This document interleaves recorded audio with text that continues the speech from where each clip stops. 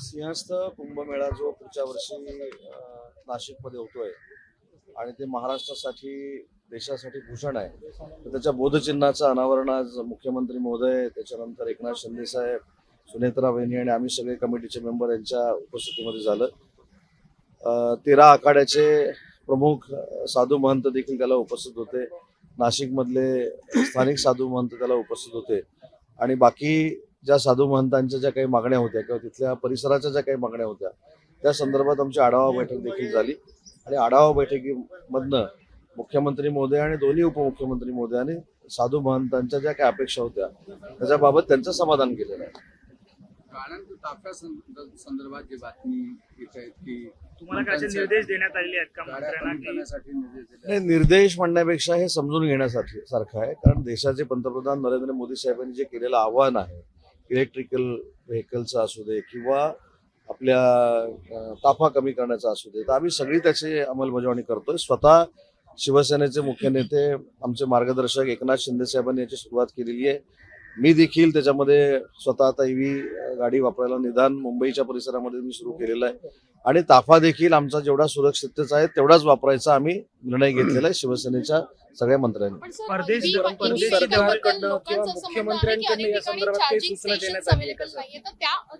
त्या सुविधा करून दिल्या पाहिजेत, परंतु जे आता आपण करू शकतो ते देखील केलं पाहिजे. आताच आपण मला विचारलं की परदेश दौऱ्याच्या बाबतीत, परदेश दौरे सगळे रद्द झालेले आहेत. त्याच्यानंतर शेवटी परदेश दौरे रद्द हे सांगून करण्यापेक्षा जे आव्हान केलेलं आहे त्या आव्हानाला प्रतिसाद म्हणून अनेक मंत्री महोदयांनी त्यांचे परदेश दौरे देखील रद्द केलेले आहेत. त्याच्यामध्ये शंभूराज देसाई असतील, आमचे आशिष शेलार साहेब असतील.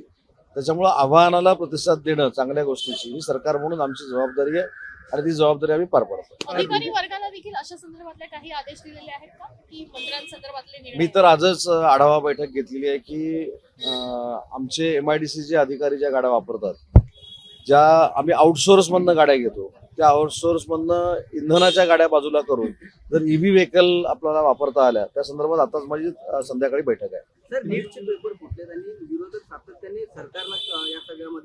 नीटचे पेपर जे फुटलेले आहेत त्याच्यावर कडक कारवाई होईल आणि परत ते पेपर फुटणार नाहीत अशा पद्धतीनं कार्यवाही संबंधित यंत्रणेने केली पाहिजे, आमची भूमिका आहे. रोहित पवारांनी सोबतची कोंडी फोडण्यासाठी चर्चेचा भारताची आणि पाकिस्तानची या दरम्यानची जी चर्चेची कोंडी आहे ती फोडण्यासाठी पाकिस्तान सोबत चर्चेचा मार्ग खुला ठेवला पाहिजे, अशा प्रकारचं मत संघाचे सरकार्यवाह दत्तात्रय भुजबळ यांनी व्यक्त केलं. मला असं वाटतं की हा मोठा राष्ट्रीय स्तरावरचा प्रश्न आहे, त्याच्यावर मी माझं मत व्यक्त करणं हे योग्य नाही, परंतु अशा बाबतीतला जो निर्णय आहे ते केंद्रीय पातळीवर पंतप्रधान नरेंद्र मोदी साहेबांच्या नेतृत्वाखाली जो काही निर्णय व्हायचा तो होईल.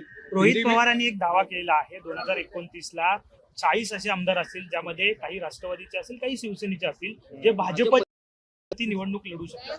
दावा केलाय ना, मग तुमचं मत काय?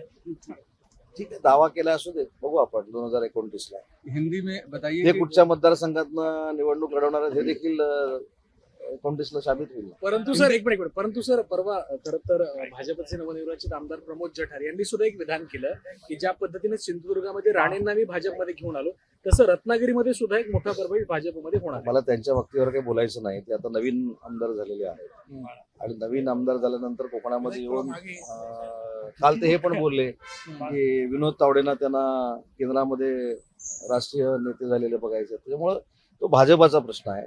आणि प्रमोद जठार साहेब ज्यावेळी आमदार झाले त्यावेळी पहिल्या 2-4 फोनमध्ये करणारा मी होतो, त्याच्यामुळं मला असं वाटतं की ठीक आहे, ते आता 15-20 दिवस सगळे फिरतायत, त्याच्यामुळे काही वक्तव्य त्यांनी केलं असेल. राजू शेट्टींची मागणी आहे की आंबा काजू जे बागायतदार आहेत त्यांना योग्य मदत जी आहे ती सरकार देत नाही, ते आंदोलनाच्या पवित्रात आहेत. राजू शेट्टींशी मी स्वतः 2-4 वेळा या बाबतीमध्ये बोललेलो आहे आणि राजू शेट्टींना ही देखील विनंती केलेली आहे की आपण आंदोलन करत असताना एक सहकारी म्हणून सगळ्या आंबा बागायतदारांना बरोबर घेऊन तुम्ही आंदोलन केलं पाहिजे.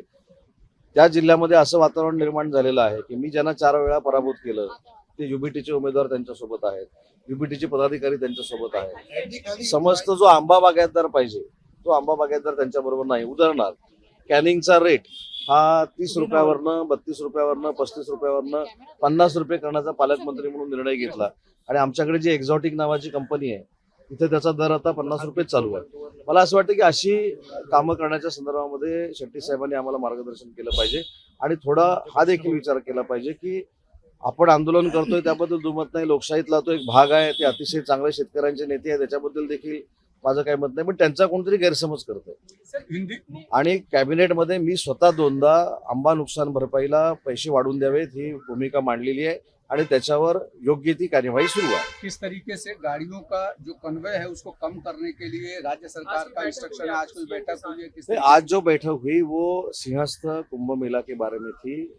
संत महंत भी वहाँ मीटिंग में उपस्थित थे और हमारा जो सिंहस्थ कुंभ मेला का जो बोध चिन्ह है उसका इनॉग्रेशन वहाँ किया गया और जो संत महंतों की 13 अखाड़ों की मांग थी उसके ऊपर एक आढावा बैठक भी हुई और उसमें वो समाधान हुआ. किस तरीके से कन्वे कम करने को लेकर के क्या ये जो पंतप्रधान नरेंद्र मोदी साहब ने आह्वान किया है वो सब ने उसका इम्प्लीमेंट करना चाहिए, ऐसा मेरा खुद का मत है. क्योंकि मैं भी ईवी कार से अभी आज से MMR रीजन में घूमने का फैसला मैंने किया है और आज शाम को मेरी एक बैठक है जहां MIDC में हम आउटसोर्स करते हैं गाड़ियाँ.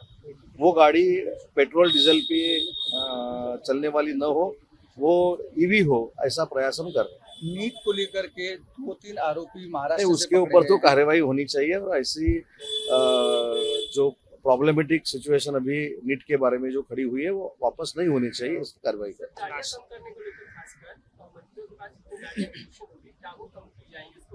महाराष्ट्र राज्य के उप मुख्यमंत्री एकनाथ शिंदे साहब ने खुद ईवी व्हीकल में बैठ के दिखा दिया है कि उन्होंने माननीय पंतप्रधान नरेंद्र मोदी साहब का जो आह्वान था उसको उन्होंने प्रतिसाद दिया. उन्होंने भी उनके जो कॉन्वॉय में गाड़ियां थी वो भी कम की है. हमने सब शिवसेना के मंत्रीगण जो है उन्होंने भी फाइनल किया है कि जो हमारे सिक्योरिटी के लिए गाड़ियां है वो सिर्फ रखेंगे, बाकी के हम ताफा में नहीं लेंगे. नहीं, अभी देखो सिक्योरिटी जिस कैटेगरी की है उसको वो सुरक्षा लेनी पड़ेगी. जैसे Y है, किसी को Y+ है, किसी को Z है, तो ये कैटेगरी में जो कॉन्वॉय में गाड़ियां रहती है वही हम रखेंगे. बाकी हमारा जो कॉन्वॉय रहता है, PS रहता है, ये रहता है, वो हम खुद के गाड़ी में लेके घूमेंगे.